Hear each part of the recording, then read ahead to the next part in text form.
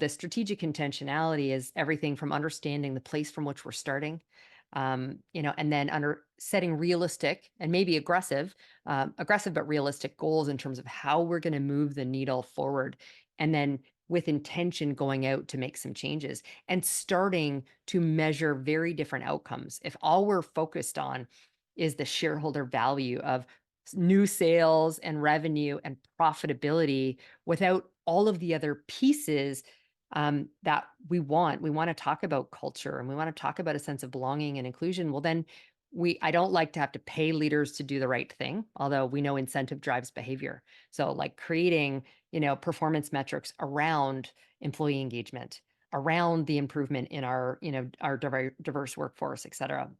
And then there's a whole lot of education that has to come. Creating an inclusive workplace is often about creating safety, psychological safety, the fact that people can show up authentically them. And if that's being from a different culture or background, like when it comes to lunchtime, not being afraid that you're going to bring something and worry about the smell it might's going to, come across in the